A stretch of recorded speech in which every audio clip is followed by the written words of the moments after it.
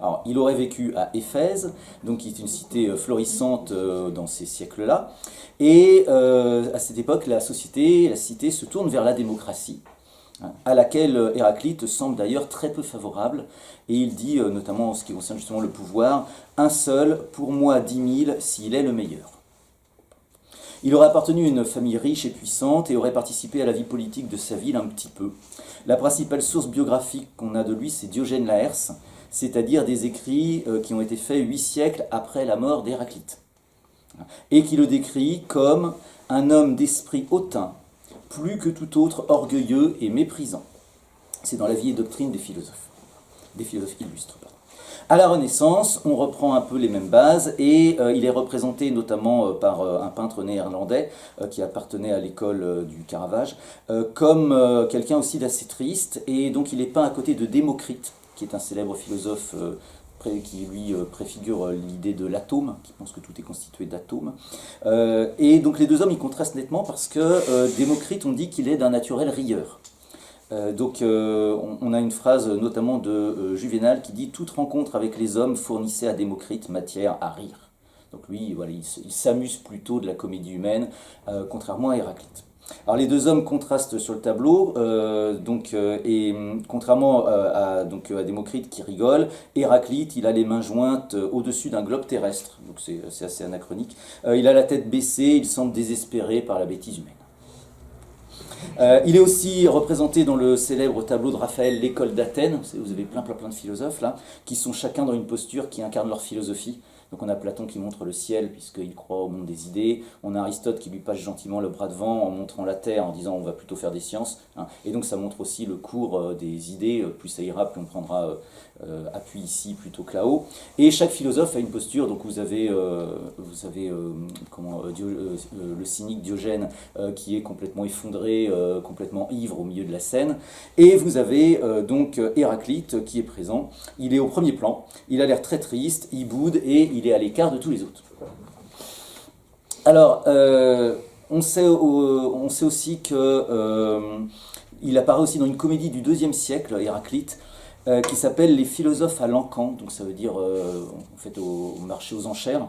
Et donc dans cette espèce de petite comédie, on voit défiler tous les philosophes grecs sur l'estrade d'un marchand d'esclaves.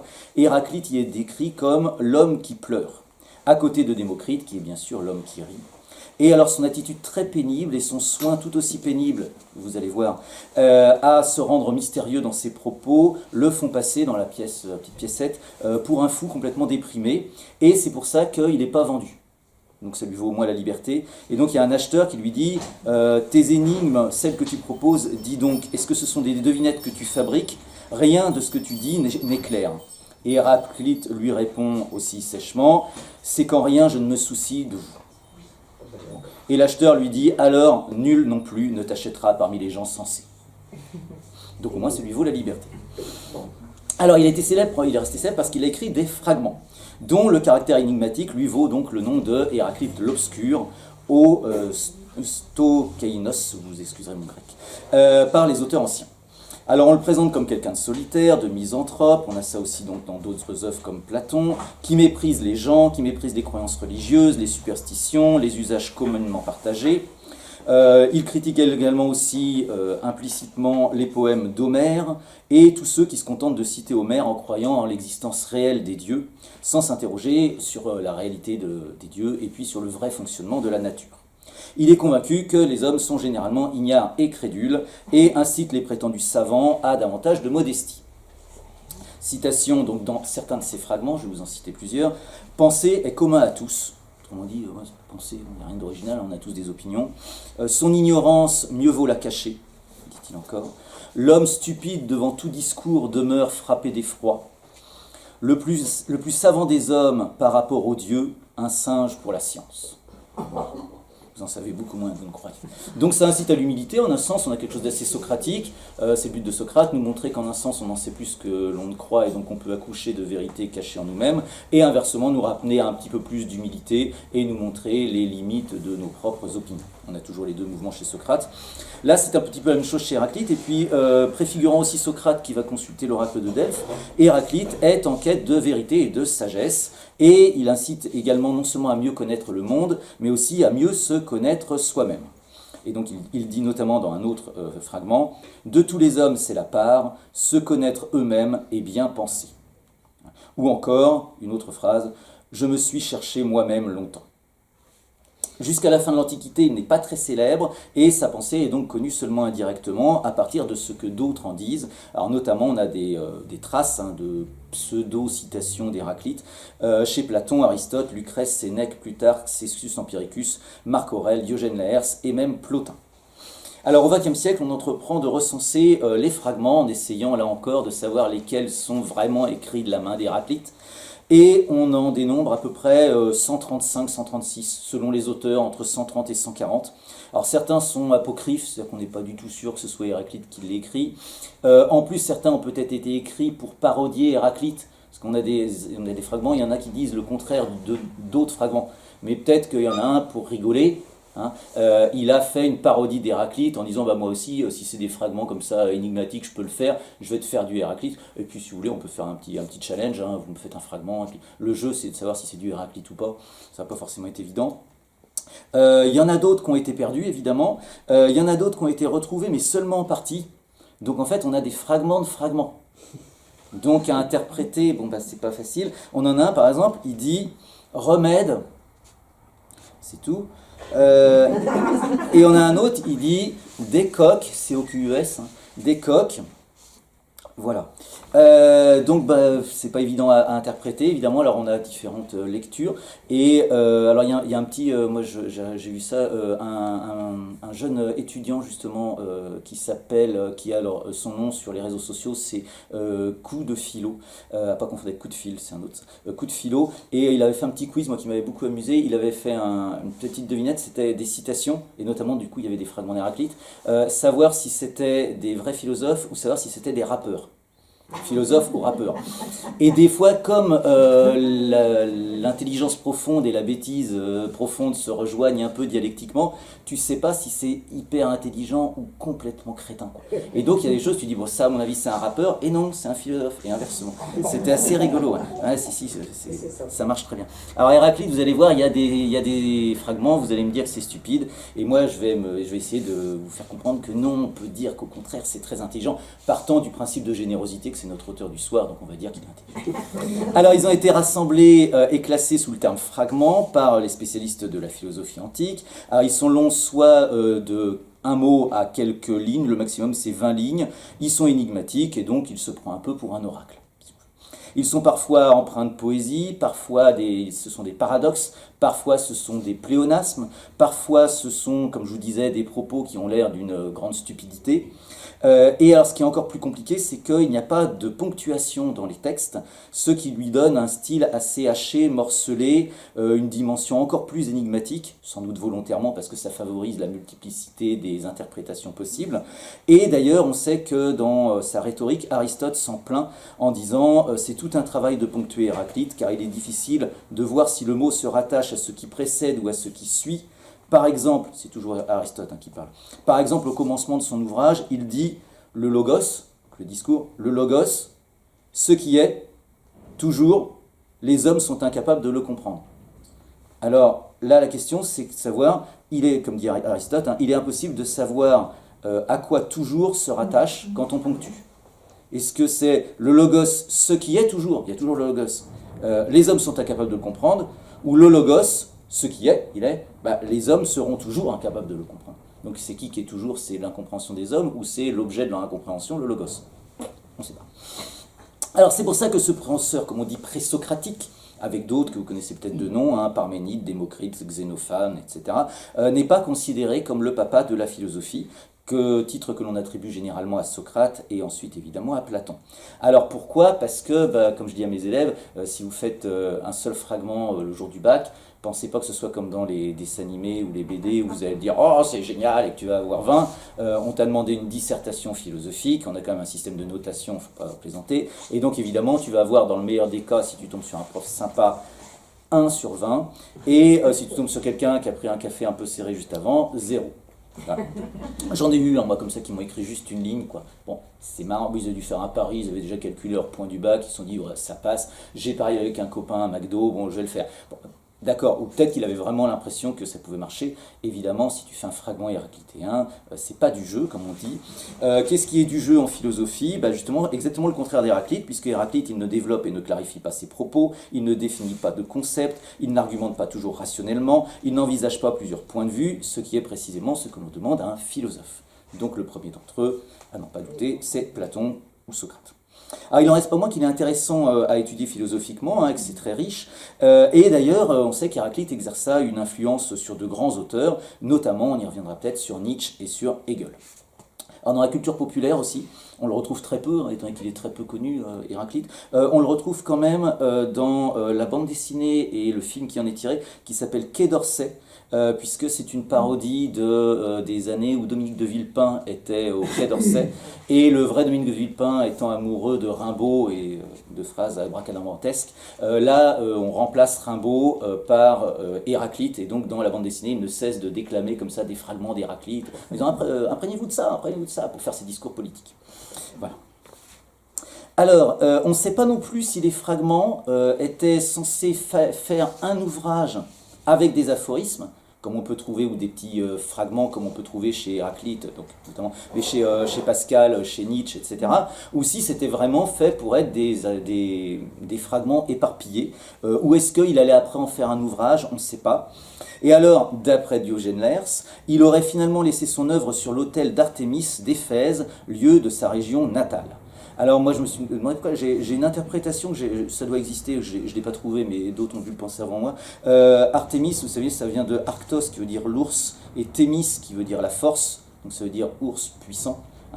D'où après la grande ours, d'où après Arthurus chez les Romains, le roi Arthur, etc. Et comme on sait que l'ours est un animal solitaire et mal léché, ça pourrait être son animal totem. Pourquoi pas, oui.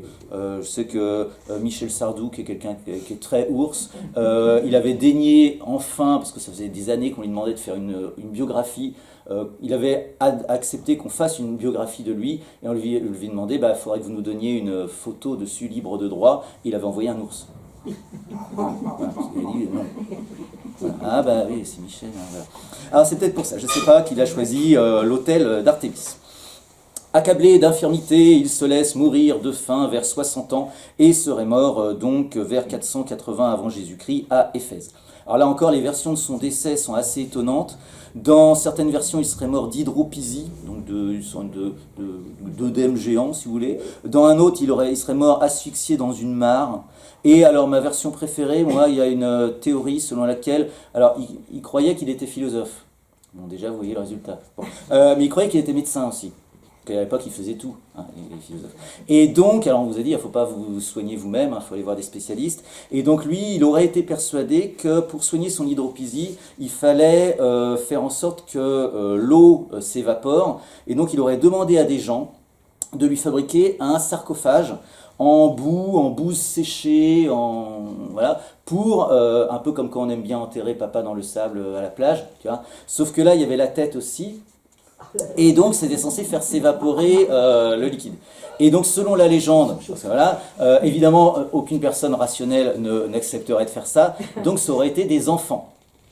Vous pouvez essayer ce week-end avec vos petits-enfants si vous voulez, demander « Et qui veut enduire papy-mamie de bouse ?» Moi. Oui, toi. Alors en plus, c'est peut-être de la légende parce qu'il y a une histoire avec des enfants, c'est un personnage conceptuel chez Héraclite, l'enfant, donc je pense que c'est totalement inventé. Mais bon, voilà, donc il serait mort en enduit de caca. Bon. L'une de ses thèses les plus célèbres, qui l'oppose à Parménide et à Zénon, c'est que tout serait en perpétuel mouvement. Donc sur ce point, il y a deux écoles, il y a l'école ionienne et l'école des Éléates, et elles sont absolument irréconciliables. Il y a une école, je dirais, de l'immobilité et une école de la mobilité. Alors c'est peut-être réconciliable si vous êtes un adepte de Hegel, mais sinon c'est pas possible. On constate en effet dans nos vies individuelles comme à l'échelle de l'humanité que le monde change, hein, c'était notre thème de la soirée, par certains aspects, mais aussi et surtout qu'il y a des lois immuables, qu'on commet souvent les mêmes erreurs, que les événements reviennent sous d'autres formes, et que c'est un peu, puisque je citais Michel Sardou, toujours la même eau qui coule, comme dirait le poète. Bon. D'où, c'est une chanson de Michel Sardou, d'où cette question d'Héraclite qui va nous permettre d'approfondir sa pensée. Est-ce que le monde change vraiment ? Avec un petit paradoxe, hein, qui est que si c'est toujours la même eau qui coule, ça veut bien dire qu'il y a une sorte d'immobilité, puisque c'est toujours la même chose. Donc finalement, si tout est toujours en mouvement, bah, il y a une pérennité du mouvement qui fait qu'il y a une sorte d'identité, quoi. Donc si c'est toujours la même eau qui coule, c'est que rien ne change en fait, puisque c'est toujours la même eau. C'est pour chauffer. Alors, pour Héraclite, comme pour la majeure partie des Grecs antiques, la nature forme un tout harmonieux, équilibré, basé sur des cycles, des répétitions saisonnières, c'est ce qu'on appelle le cosmos, le cercle étant la forme géométrique parfaite pour les antiques, donc tout est circulaire, avec le drame absolu des Grecs antiques, c'est que cette forme parfaite, divine, qui est, je dirais, la sous-structure de tout dans l'humanité, est elle-même très imparfaite, puisqu'elle ne peut pas être expliquée rationnellement sans faire appel à pi, qui est quand même le nombre le plus étrange des mathématiques, et donc ça les rend malades qu'un nombre aussi abracadabrantesque soit la clé de la forme parfaite. C'est pas pensable. Donc c'est aussi le cas des saisons, donc évidemment printemps-été, etc. Mais il y aura aussi la même chose, une sorte de printemps-été, automne-hiver, du cosmos lui-même. Alors ça, pour nous, hein, je vous disais, c'est assez difficile de penser ça, parce que nous, évidemment, on pense un temps linéaire, avec un début peut-être, avec une fin, pourquoi pas, mais on pense le temps comme une flèche. Eux, ils pensent le temps comme un cycle, hein, un peu comme en Inde, vous savez, c'est pareil, c'est des cycles, parce qu'il y a des réincarnations, le samsara, tout ça. Là, c'est la même chose, alors c'est ce qu'ils appellent la grande année, qui reviendrait, donc tout dans le monde, alors peut-être même les mêmes événements, peut-être même les mêmes personnes, je ne sais pas comment ça se passe concrètement, mais tout reviendrait au bout d'une grande année, et ils se disputent là-dessus pour essayer de calculer la grande année. Alors chez Héraclite, c'est 10 800 ans. Voilà. Ça varie selon les penseurs. On trouve ça aussi chez Platon dans le Timée. Il définit la grande année comme cette durée au bout de laquelle les astres reprennent tous la position qu'ils avaient au début. Alors le rapport des quatre éléments aussi au cosmos est important, puisque vous savez que vous avez l'eau, l'air, la terre, le feu. Hein, et d'après certaines théories aussi, que ce soit les vivants, les morts, que ce soit les éléments, tout serait amené à être lié de façon cyclique. Donc on a des fragments d'Héraclite assez étonnants. Il dit par exemple, pour les âmes, mort de devenir eau, pour l'eau, mort de devenir terre, mais de la terre naît l'eau et de l'eau l'âme. Alors, comme elle forme un tout, elle repose la nature sur un principe unique. On trouve ça chez plein d'autres philosophes, hein, par exemple Schopenhauer, il y a le vouloir vivre, etc. Et lui, il appelle ça, évidemment, le logos, donc le langage, mais le discours aussi, et donc une sorte de grande raison cosmique, un grand principe premier qui organiserait le tout. Donc ce serait la loi, si vous voulez, du cosmos, le logos. Et donc le discours du sage doit être compris comme une sorte de révélation de ce que serait le discours de la nature. Mon petit logos doit parvenir à exprimer ce qu'est le grand logos avec un L majuscule. Héraclite dit, il est sage que ceux qui ont écouté non moi, mais le logos, conviennent que tout est un, donc que ça forme un tout harmonieux. Autre citation, la sagesse consiste en une seule chose, savoir qu'une sage raison gouverne tout à travers tout. Donc évidemment la question, quel est ce logos, ce principe physique et métaphysique de tout que le sage essaye de nous faire découvrir? Alors comme la plupart des penseurs présocratiques, je vous disais, Héraclite va faire reposer sa cosmologie sur les quatre éléments. C'est une sorte de philosophie de la nature. Alors là encore, ils ne sont pas d'accord. Pour Pythagore, l'élément primordial, c'est l'eau, hein, parce que l'eau est source de vie. Bon, et en plus, nous sommes composés d'eau. Pardon. Pour Parménide, c'est la terre, puisque la terre est stable et que c'est une philosophie du repos.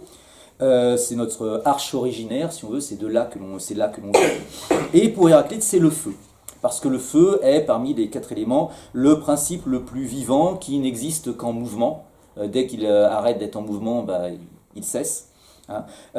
Il est d'ailleurs assez particulier, hein, puisque c'est un éther qui n'est ni solide, ni liquide, ni gazeux. Donc c'est assez inclassable le feu, hein, vous savez, aujourd'hui donc il y a des corps liquides, je peux vous en trouver plein, des exemples de liquides plein, des exemples de gaz plein, des exemples de choses liquides aussi. Par contre, on a une autre catégorie, scientifiquement, on a l'éther. Et dans l'éther, on a le feu. Pour l'instant, c'est tout. Mais comme ça, on se dit, bon, bah, on a le droit d'être seul dans sa catégorie, quoi, hein, pourquoi pas. Et donc, Héraclite, c'est le premier à se dire, quand même, par rapport aux autres, il a une particularité, ce feu. En plus, c'est un principe assez mystérieux, c'est toujours assez fascinant, le feu. Ça fait penser à la vie, mais on sait aussi que c'est aussi une arme éventuellement de mort. Donc, ça relie les contradictions. Voilà. C'est un principe un peu divin, pour lui, panthéiste, si on veut. Et donc, Héraclite dit, par exemple, ce monde, le même pour tous, ni Dieu ni homme ne l'a fait, mais il était toujours, car il est et sera feu, feu toujours vivant. Tous les autres éléments proviennent donc d'une façon assez énigmatique sur laquelle on ne va pas s'étendre ce soir, de la conversion du feu. Donc en fait c'est le feu qui, sous des états différents finalement, a donné l'eau, le gaz et la terre. Ce sont il faut y voir trois états différents du feu. Alors nous, on comprendrait bien on voit bien que la glace, le gaz et l'eau sont les trois mêmes choses dans trois états différents. Eh bien, en réalité, il y aurait quatre états, et les trois autres seraient une modification de cet état primordial qu'est le feu. Héraclite dit, conversion du feu, d'abord mer, de la mer la moitié terre, et la moitié souffle brûlant. Mort de la terre de devenir de l'eau, mort de l'eau de devenir de l'air, mort de l'air de devenir du feu, et inversement. Je vous laisse réfléchir. Alors, contrairement à ce qu'on pourrait penser, le feu est un principe alors de vie et de mort, mais il ne faudrait pas, comme ça a été parfois interprété, penser que le feu est une sorte de principe dont résultera la destruction du monde, comme par exemple dans l'Apocalypse ou le jugement dernier, hein. Parce que Héraclite, il dit « le feu survenant jugera et saisira tout ».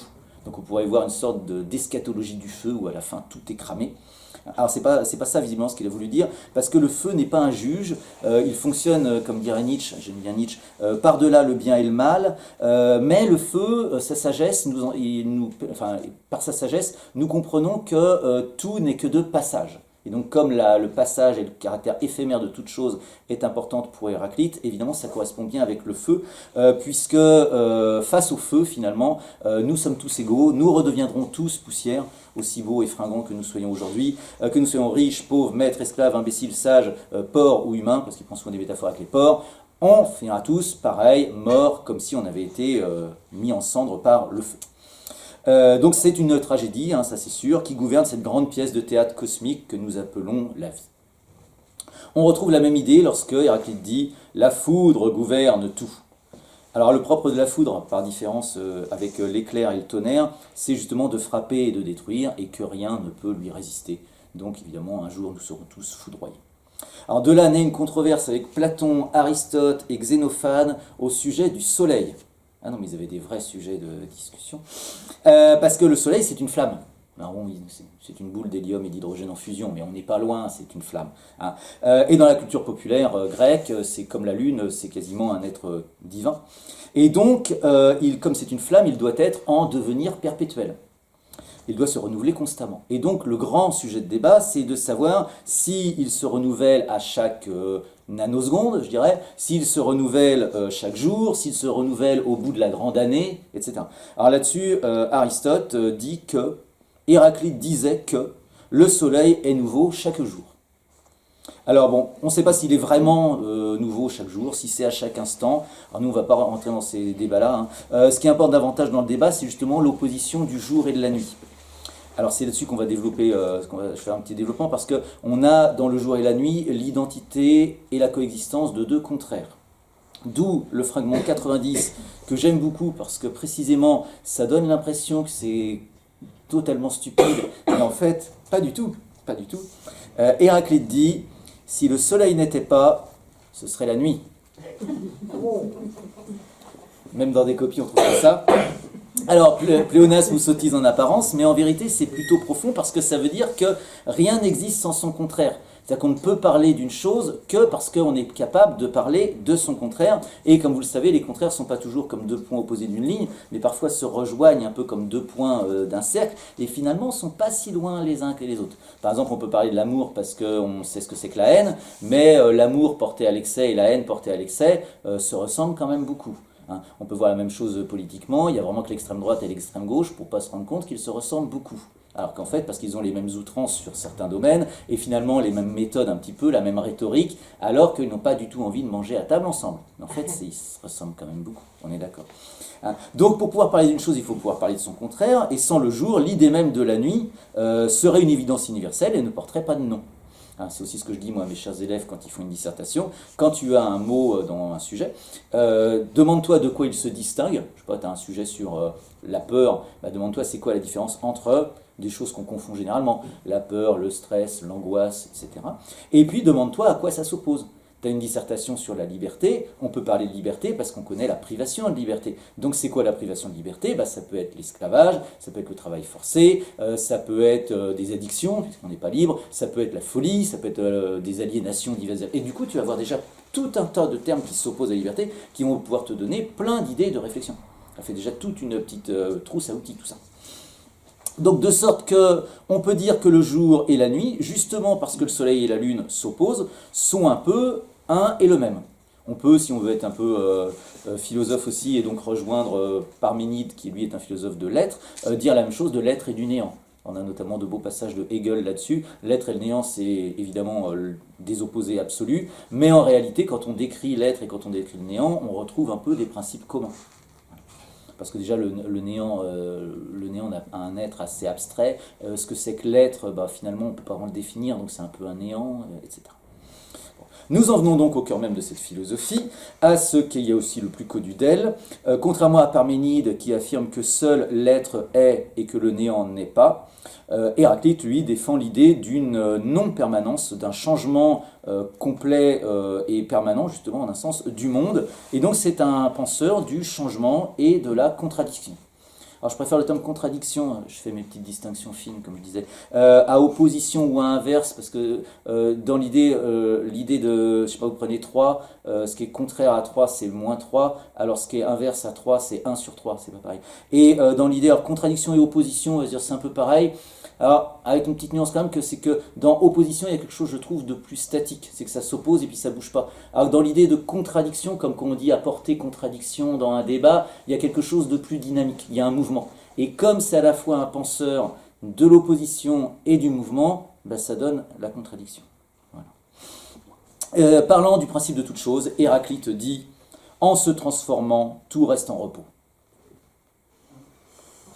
Alors donc il y a une sorte de dialectique entre l'identité et la différence, la permanence et le mouvement, le feu étant un principe de mouvement qui anime le monde en permanence, en se transformant donc, et donc la conversion du feu fait que finalement, même si tout change et que l'eau, l'air, la terre, le feu ne sont pas les mêmes, tout cela finalement renvoie quand même à quelque chose d'unique. Donc il faut penser à la fois le mouvement et la stabilité, je dirais, la permanence et le changement. On retrouve la même dialectique, la même contradiction entre la vie et la mort, chez Héraclite, les mortels et les immortels, si vous voulez. Les immortels, c'est les dieux.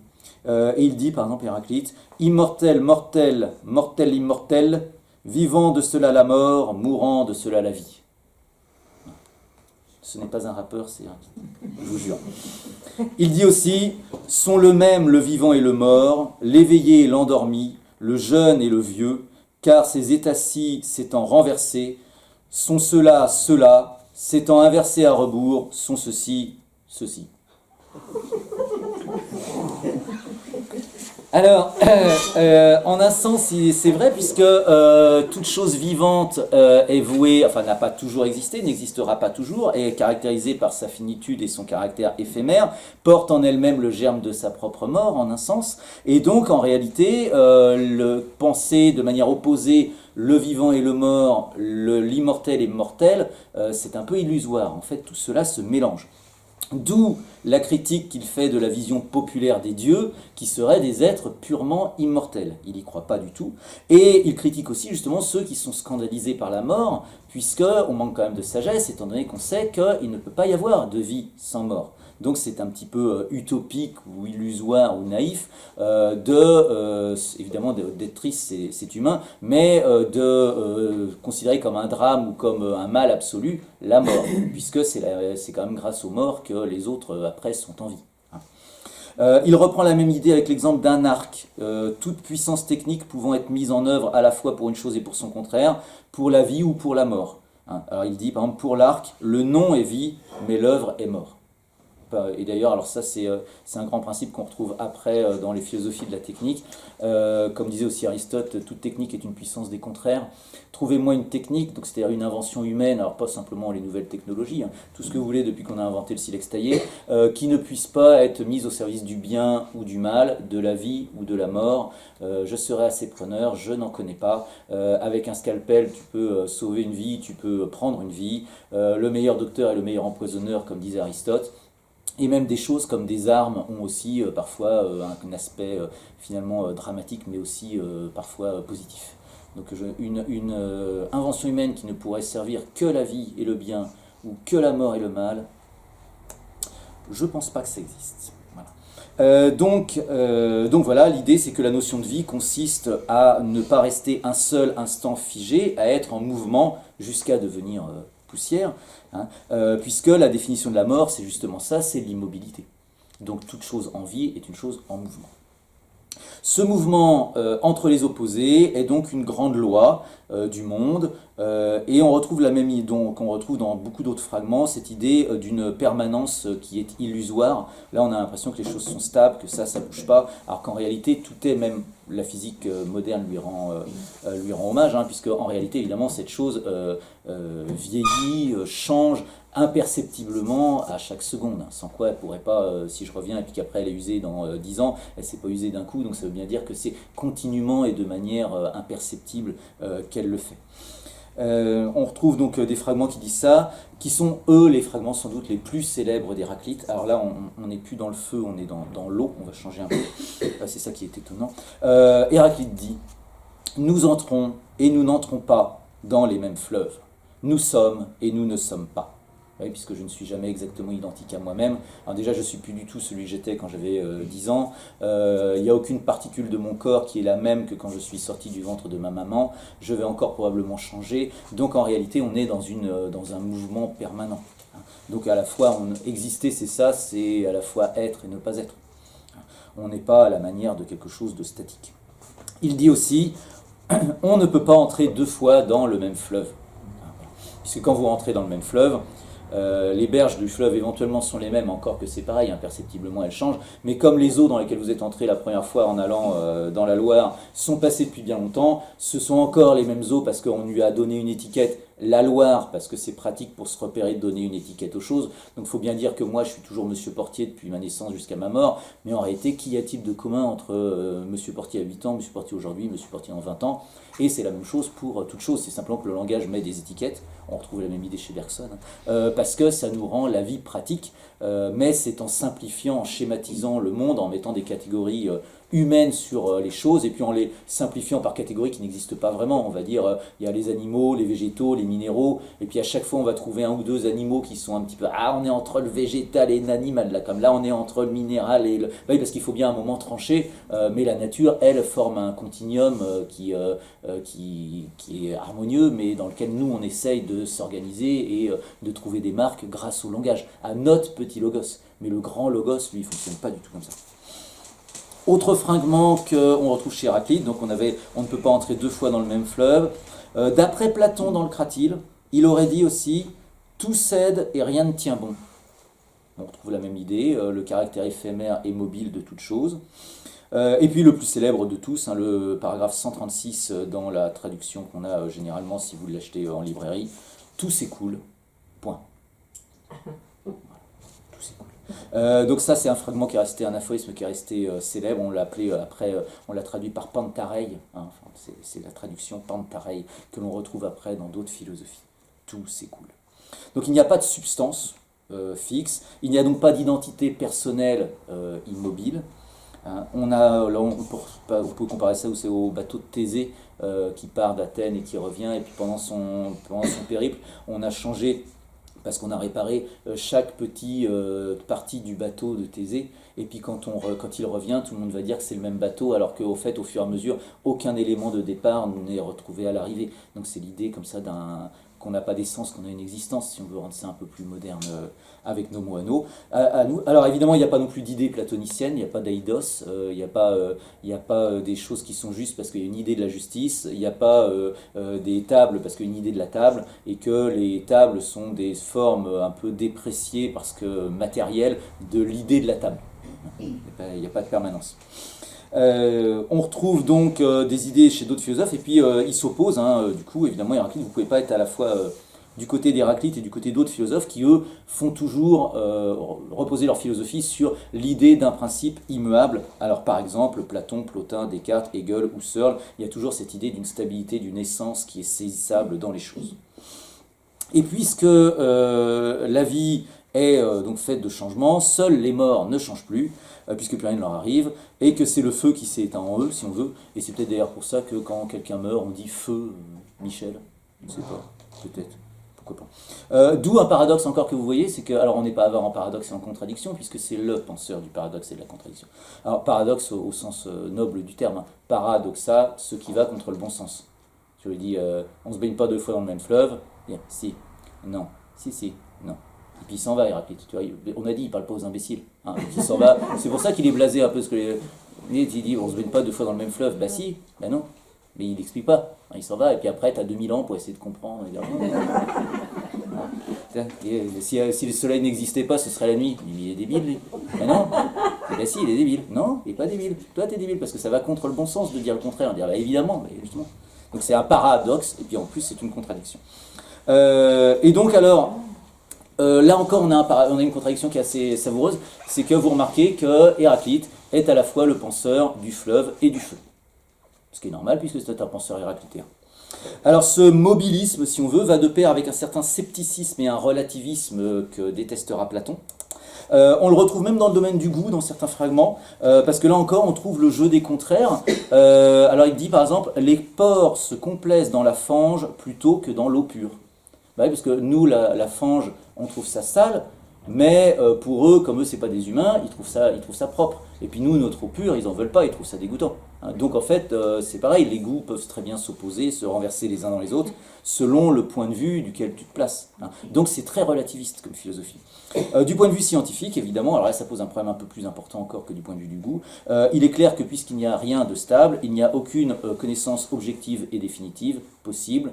Donc les sciences sont très relatives, elles ne saisissent que l'écume de la vague, si on veut, et non pas du tout tous les mouvements sous-marins qu'agite le logos. Je vous disais, on retrouve ça dans la physique moderne, hein, voilà, physique quantique, tout est en mouvement perpétuel. L'immobilité est toujours une illusion, et c'est d'ailleurs pourquoi Platon et Aristote, qui veulent justement une science, c'est important pour eux, que nul n'entre ici s'il n'est géomètre, qui veulent une science, eux sont opposés à cette philosophie puisqu'ils veulent alors, soit une idée, une essence des choses, soit une forme, comme dirait Héraclite, pour essayer de prendre un juste milieu entre ces deux positions très radicales qui sont celles de Parménide, rien ne change, et celle d'Héraclite, tout change, tout est en devenir, continue. Alors au moins, des fois les extrêmes c'est aussi intéressant que les modérés, parce que le côté en même temps, moi des fois ça a tendance à m'énerver, mais j'ai pas d'exemple. Vous êtes d'accord avec tout le monde? Ah non, c'est pas vrai. Chichi. Et donc là au moins on a des positions radicales, ils ont l'audace de les défendre, il y en a un qui dit que rien ne bouge, l'autre il dit que tout bouge. Voilà. Alors l'opération par laquelle la nature associe partout et toujours les contraires n'apparaît évidemment pas à première vue au bas peuple qui prend donc Héraclite pour quelqu'un de hautain, mais c'est parce qu'il est fatigué de parler à des gens qui ne saisissent pas le logos par leur logos.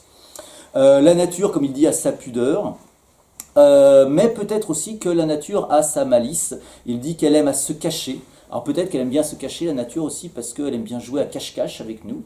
Donc là, ça donnerait une vision un petit peu plus rigolote et sympa d'Héraclite, parce que je vais essayer à la fin de vous donner une vision un peu plus joyeuse. Moi, quand j'avais étudié Héraclite, moi je trouvais que c'était une philosophie assez joyeuse. Puis après on m'a dit non, c'est un ours, il est méprisant, c'est un misanthrope, c'est une vision tragique. Je dis, ah, moi je pense, si moi, je disais, ça me donne plutôt la pêche de lire du Héraclite. Donc j'ai du mal comprendre. Donc je vais essayer de vous refaire une interprétation un peu plus joyeuse d'Héraclite pour finir la séance quand même. Voilà. Alors l'absence de permanence de l'être et le renversement des contraires l'un dans l'autre ne sont pas évidents, évidemment, et c'est pourquoi Héraclite peine à être compris. Alors la raison est aussi que nous faisons confiance souvent justement au langage, aux mots, à la rationalité alors que c'est nous qui rationalisons le monde, et puis à notre perception qui est quand même très souvent trompeuse. Et donc il le dit, il dit que le logos ne peut pas apparaître aux cinq sens, ni à ce qu'il appelle les barbares. Vous savez que chez les Grecs, les barbares, c'est ceux qui n'ont pas le logos. Ils se font envahir par différentes hordes. Nous, après, nos barbares, c'est les Nordiques. Parce qu'on se dit, ils ont quand même pas l'air d'être des animaux, mais ils se comportent comme des animaux. Puisqu'ils ont leur drakkar pour nous, etc. Et on dit, mais alors c'est qui ces gens-là? Et bien, on dit, on ne sait pas. Ils sont venus, ils ont massacré tout le monde. Hashtag Wagner, tu vois. Et du coup, ils sont repartis comme ils sont venus, et ils prononcent des mots étranges, ils font blur, blur, blur. Donc on les appelait les barbares. C'est pas pour rire, c'est la vraie étymologie de barbare, c'est BAR, point d'exclamation, BAR, point d'exclamation. Dénué du langage. C'est des hommes animaux. Le propre de l'humain, c'est d'être doué du langage qui peut rendre intelligent et nous faire prendre conscience des choses. Eux, ils en sont dénués, mais pourtant, ils ont quand même des massues, des drakkars, etc. C'est des barbares. Et donc, Héraclite, il appelle les barbares ceux qui sont privés d'une raison, d'une intelligence suffisante pour saisir le fait que, évidemment, que tout s'écoule. Voilà. Alors qu'à première vue, évidemment, on va dire, non, je m'écoule pas. Si, tu t'écoules. Voilà. Donc il dit, ce dont il y a vue, oui, perception, c'est cela que moi, je préfère, parce que c'est ce qui me fait le plus rire. Mauvais témoin pour les hommes, les yeux et les oreilles de ceux qui ont une âme barbare. Alors, comme l'opposition, la contradiction, c'est un jeu de tension, si on veut, ça fait que Héraclite va accorder beaucoup d'importance à la guerre. Alors la guerre, pas au sens, alors nous évidemment on se dit la guerre c'est mal, la paix c'est bien, alors sachant que l'un n'est pas pensable sans l'autre de toute façon. Ce qu'on appelle chez les Grecs le polémos, qui est un principe donc de contradiction, de mouvement, d'opposition, mais polémos ça donne le mot polémique, donc c'est la guerre en un sens très général, c'est dès que quelque chose s'oppose, essaye d'imposer son point de vue, sa force, mais ça marche pour le vent dans les feuilles d'un arbre, les feuilles essayent de s'accrocher, le vent essaye de les décrocher, il y a du polémos. Voilà. Et donc c'est pas étonnant que les Grecs aiment bien la démocratie, puisqu'en démocratie il y a quand même un petit peu plus de polémos qu'en dictature, évidemment. Et donc il dit, Héraclite, il faut savoir que la guerre est universelle. Et là on comprend mieux, c'est qu'évidemment que c'est pas la guerre au sens où nous on l'emploie, mais c'est qu'il n'y a que les morts qui sont en paix, si on peut. Sachant qu'ils ne croient pas en la vie après la mort, donc ils sont définitivement en paix. Il dit aussi, la guerre est le père de toutes choses, de toutes le roi. Alors évidemment, nous, ce n'est pas notre conception de la guerre, mais il faut savoir que chez les Grecs, la guerre et la sagesse sont liées. Alors que nous, évidemment, la guerre, pour nous, c'est une absence de sagesse. C'est d'ailleurs le principe de la déesse Athéna, qui a son bouclier, donc qui est une arme plutôt défensive, vous remarquerez. Mais c'est une déesse qui est à la fois déesse de la sagesse et de la guerre. Et d'ailleurs, les grands guerriers, alors nous on appellerait ça des criminels de guerre, mais les grands guerriers sont adorés comme des dieux vivants. Il y a de grands stratèges, alors on retrouve la même chose avec les samouraïs, on trouve la même chose en Chine. La guerre est un art noble. Bon. Après, nous on a un petit peu ça quand même avec l'escrime, etc. On va dire le fleuret, c'est comme quelque chose d'élégant, alors que la kalachnikov un petit peu moins. Ouais, je sais, parce que moi c'est pour ça, moi j'ai pas voulu faire, faisais partie de la dernière année où on recrutait encore pour faire le service militaire. Avant l'abolition du service militaire par Jacques Chirac. Et du coup, moi, je suis allergique aux armes, je trouve ça très vulgaire. Et donc, je ne porte pas d'armes. Et donc, j'avais essayé d'expliquer, mais à un militaire, l'étudiant en philosophie qui parle, c'était pas compatible, que moi, je ne voulais pas apprendre, que c'était pas dans ma to-do list, comme disent les jeunes. Moi, à l'époque, ce que j'essayais, c'était d'apprendre, je sais pas, à la philosophie, à faire une mayonnaise correcte, parce que j'ai jamais réussi. Mais apprendre à tuer des gens, ça ne m'intéressait pas. Voilà. Donc il m'a expliqué que je n'étais pas raisonnable, que je manquais de sagesse parce qu'avec des gens comme moi, on serait en danger. Moi j'avais l'intime conviction que c'était plus avec des gens comme lui. Ne sachant pas tuer des gens, je ne suis un danger pour personne. Alors que l'autre, par contre, il savait quand même remonter un pistolet dans le noir. Bon. Et donc moi je lui avais dit que moi je voulais bien faire l'armée, mais seulement s'il y avait des mousquetaires. Parce que c'est une arme blanche et donc c'est une arme noble. Ça, je n'ai rien contre le duel. Voilà. Il a cru que c'était une plaisanterie. Bref. J'ai pas fait l'armée, du coup. Non, je ne veux pas apprendre à tuer des gens avec des armes vulgaires. L'idée c'est que, évidemment, donc, il y a une sagesse de la guerre, hein, tout est de toute façon guerre si on comprend bien le mot, donc il est inutile de rêver, comme on a par exemple dans certaines œuvres d'Hésiode, dans des poèmes, à une paix ou à une justice universelle, à laquelle il faudrait essayer d'aller à une paix perpétuelle, c'est totalement anti-héraclitéen. Hein, et du coup, il ne croit pas non plus vraiment au polythéisme, Héraclite, mais il reconnaît au moins un mérite au polythéisme, c'est que, même si c'est en fait pour lui de la poésie empreinte de superstition ou le contraire, c'est que les dieux ne cessent de s'affronter, de se chamailler, de se faire la guerre. Donc ça a quand même une certaine sagesse dans le fond. Je ne pense pas qu'il aurait énormément apprécié le monothéisme. Alors encore, ça peut aller dans l'islam ou le judaïsme, parce qu'on a un dieu qui est colère quand même, qui peut être punitif. Donc, qui peut être un peu guerrier, qui peut inciter à faire la guerre même. Hein. Il y a des invitations au djihad. Alors que le Dieu des catholiques, alors là c'est désespérant, parce que c'est un Dieu qui n'est que pardon, amour et partage. Et Jésus dit, si on te frappe sur une joue, tends l'autre joue. Et rassurez-vous, ils ont réussi à en faire une arme de guerre. Il n'y a pas de problème. Mais je vous mets au défi de me trouver des paroles de Jésus qui incitent à la guerre. Ça, on n'en a pas. Il vous invite même à aimer vos ennemis. Alors, aimer ses amis, c'est à la portée de n'importe qui, hein, autant aller évangéliser dans une église, ça n'a aucun intérêt. Mais aimer ses propres ennemis, là, c'est déjà beaucoup plus fort. Leur pardonner, déjà, moi j'ai du mal, je suis quelqu'un de très rancunier. Le petit Jésus ne serait pas très fier de moi pour cela, mais j'y travaille, hein, j'essaie de m'améliorer.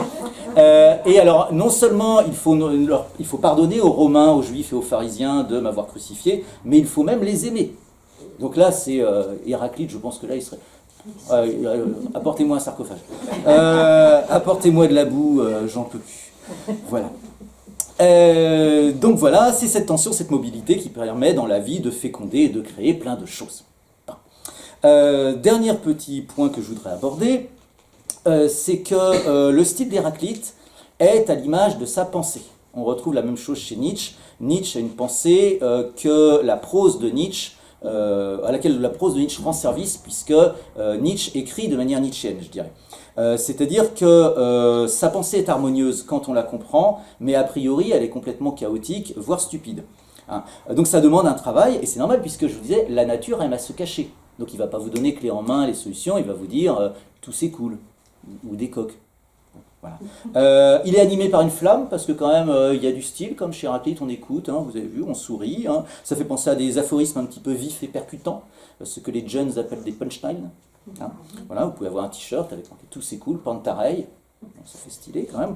Et puis, il est assez tragique, parce qu'à chaque fois, il nous rappelle que la vie est indissociable de la mort, que c'est le cycle de la vie. Hein. Donc il y a quelque chose, c'est vrai, d'un petit peu triste, qui a été du coup survalorisé dans l'œuvre d'Héraclite. Et puis ça enseigne aussi qu'il faut avoir la force d'être en mouvement, et donc là d'être en mouvement intellectuel, d'essayer de jouer avec les aphorismes, de se demander qu'est-ce qu'il a bien pu vouloir dire, etc. Alors d'ailleurs il dit que si on n'est pas comme ça toujours en mouvement intellectuellement, physiquement, donc à l'image de la vie, une grande fatigue nous guette. On retrouve la même chose avec l'idée de la grande santé chez Nietzsche, et il définit ça comme ça. Héraclite il dit fatigue c'est peiner aux mêmes tâches et par elles recommencer. On retrouve, vous savez, le mythe de Sisyphe, le mythe des Danaïdes, etc. Ça, c'est le pire, parce que du coup, on est soit dans l'immobilité, soit dans la répétition du même, et il n'y a plus ce jeu de l'identité, de la différence. Donc ça, c'est vraiment horrible. Une vie comme ça ne vaut pas la peine d'être vécue. On a aussi la roue de Ixion, hein, ce que vous voulez. Donc l'idée, c'est que le sage héraclitéen, il essaye d'affirmer la vie, de prendre la vie comme elle est, sans se voiler la face, hein, dans ce qu'elle a de plus beau et de plus horrible, parce qu'il n'est pas enfermé justement dans une répétition toujours du même, mais que, comme le feu, il essaye d'alterner la différence et la répétition. Et si donc, comme je vous disais, on le dépeint souvent comme quelqu'un d'assez taciturne, moi j'aimerais proposer, pour finir, une vision un petit peu plus joyeuse de Héraclite. Et ça serait d'ailleurs logique, puisque c'est un penseur de la contradiction, donc je ne vois pas pourquoi on ne pourrait pas voir dans le plus triste et bougon des philosophes aussi le plus euphorique. Alors tout simplement parce que Héraclite, donc je vous disais, est repris ensuite par Hegel et par Nietzsche, donc nous on va aller plutôt du côté de Nietzsche, et de façon très héraclitéenne, Nietzsche reprend un personnage conceptuel qu'on a parfois donc chez Héraclite, c'est l'enfant. D'où peut-être le mythe qu'il est mort avec des enfants.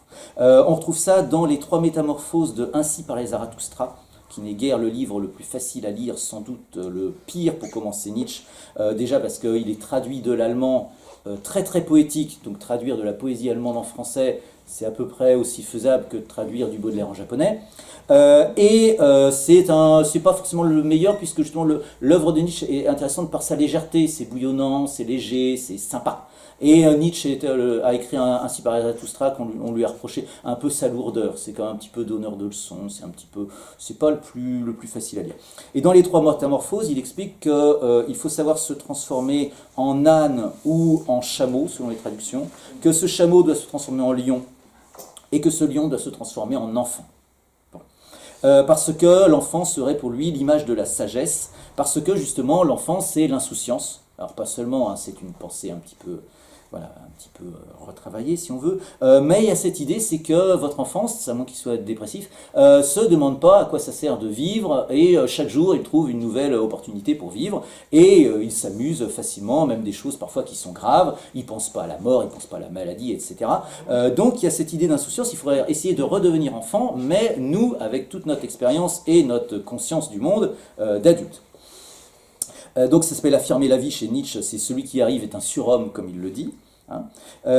Et donc c'est sur un fragment d'Héraclite que j'aimerais m'attarder, parce que justement Héraclite dit, en parlant de l'enfance, le temps, alors le temps c'est le changement, et puis en même temps c'est ce qui nous amène inéluctablement vers la mort, mais sans que ce soit forcément triste, puisque c'est le cycle de la vie.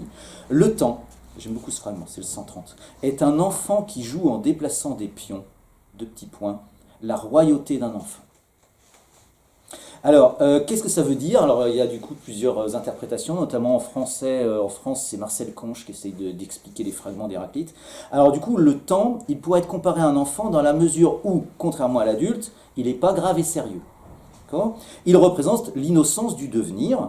Il représente donc le fait que le monde n'aille pas vers quelque chose une fin qui serait quelque chose de sérieux. Dans les religions, on a ça quand même, hein. Il y a un début, il y a une fin, il y a le jugement dernier, il faut prendre soin de son âme, si on peut être heureux ici-bas, tant mieux, mais il faut surtout être digne du bonheur, ça déconne pas. Là, ça déconne un peu. Il n'y a pas de but dans cette grande pièce de théâtre que nous jouons, ni moral, ni religieux, ni métaphysique, ni politique. Voilà. Alors, toute la question est de savoir pourquoi l'enfant, il dit, Héraclite, qu'il joue en déplaçant des pions. Alors, selon une ancienne traduction, celle de Bailey, il s'agirait d'un jeu qui serait le tric-trac ou le jaquet. Ils se sont demandé à quoi Héraclite peut bien faire allusion. Il ne devait pas y avoir 36 000 jeux à l'époque des Grecs. Alors, a priori, ce serait discutable parce que il se joue, ces jeux, le tric-trac et le jaquet, se jouent avec des dés. Et donc, ça repose soit sur le calcul, soit sur la chance. Or, l'idée de hasard est quasiment absente de la philosophie d'Héraclite. Donc, on aurait tout lieu de penser qu'il s'agirait plutôt d'une sorte de jeu de dames auquel jouaient les Grecs. Alors on pourrait alors dire que l'enfant, s'il est certes un être innocent, n'en est pas moins un stratège. Il essaye de jouer, il veut gagner, hein, il a la niaque l'enfant. Donc un petit guerrier. Hein, je sais, moi je joue presque tous les soirs avec mes enfants, soit à des jeux vidéo, ils sont motivés. Hein. Et puis ils essaient de trouver des petites astuces pour justement essayer de troubler le sérieux de l'adulte, et puis essayer de trouver des petites astuces qui lui permettent, n'étant pas aussi fort sur certains points que de l'adulte, d'essayer de trouver des stratégies pour compenser. Alors dans ce combat, le temps, hein, qui joue aussi en déplaçant des pions, joue contre nous. Donc nous, on dispose des pions, par exemple, santé, jeunesse, vie, et puis le temps, lui, il dispose des pions, maladie, vieillesse, mort. Peu à peu, on perd des pions. Et c'est le temps qui gagne la partie. Pas par méchanceté, pas pour nous juger, mais par innocence. Parce que le temps, comme on pourrait dire, est un enfant qui ne se rend pas compte que ce qu'il fait pour nous est grave. Donc c'est l'innocence du devenir du logos. Alors, à nous de choisir, du coup, quel est le joueur que l'on veut être. Soit un adulte qui voit dans la mort quelque chose de dramatique, soit un enfant qui veut jouer au jeu de la vie avec la même joie tragique que le temps lui-même. C'est les tragédies, c'est ça, hein, c'est la différence avec un drame, c'est qu'un drame, c'est quelque chose qui arrive qui est triste. Et puis la tragédie, au départ, la tragédie, ça veut dire le chant du bouc, parce qu'en fait, les tragédies, c'était fait pour être drôle. Hein. Parce que les tragédies, c'est que dès le début de l'histoire, on te spoil, comme ils disent, on te divulgâche. Selon une traduction que j'aime bien. D'entrée de jeu, tu lis Oedipe, roi. D'entrée de jeu, il y a un prophète qui dit il tuera son père et épousera sa mère. Et ce qui est drôle, c'est que tout le long de la pièce de théâtre, il va faire des bras et des mains pour essayer de ne pas réaliser le destin, et c'est non seulement inéluctable, mais c'est même en faisant face au destin, en se disant non, et en refusant le destin, qu'il va le réaliser. Donc c'est assez savoureux, c'est rigolo. Au départ, c'était censé être rigolo. Après, ça a donné des choses beaucoup plus sérieuses. On peut même voir dans Je sais pas, Roméo et Juliette une forme de tragédie. Bon voilà, souvent c'est lié à l'amour, à la mort. Bon. Au départ, c'était censé être un jeu, une tragédie. Donc on pourrait peut-être voir la vie aussi comme ça. Et donc Héraclite nous dit que de toute façon, hein, le temps est tout puissant. C'est pour ça qu'il parle de sa royauté. Je vous relis quand même ce beau fragment. Le temps est un enfant qui joue en déplaçant des pions, la royauté d'un enfant. Néanmoins, son adversaire, donc nous, on peut se fixer comme éthique héraclitéenne ou nietzschéenne, d'être bon joueur, d'accepter avec légèreté les hauts et les bas de la vie, même si c'est plus facile à dire qu'à faire, et même de l'aimer, ce que Nietzsche appellera l'amor fati. D'où un aphorisme, puisque Nietzsche s'est aussi inspiré probablement d'Héraclite pour choisir la forme aphoristique. L'un des aphorismes de par-delà le bien et le mal, comme le temps ou le logos ou le feu lui-même, qui sont par-delà le bien et le mal. Hein. Et Nietzsche dit, un autre fragment que j'aime beaucoup, maturité de l'homme. La maturité de l'homme, pour nous, c'est comprendre qu'il y a des choses qui sont graves, qu'il y a des choses qui sont sacrées, qu'on ne peut pas rire avec ça. Héraclite et Nietzsche, c'est le contraire. Maturité de l'homme, retrouver le sérieux que l'on mettait dans ses jouets enfants. Parce qu'un enfant, quand ça joue, ça déconne pas. Attention. Vu ainsi, on pourrait dire que la philosophie d'Héraclite est peut-être moins sombre que la tradition n'a bien voulu le considérer. Finalement, juste une petite phrase pour finir, nous avons vu qu'essayer de décrypter, d'interpréter sans trop surinterpréter les fragments d'Héraclite était loin d'être un jeu d'enfant. Mais ce n'est pas une raison pour que la vie n'en soit pas un. Je vous remercie.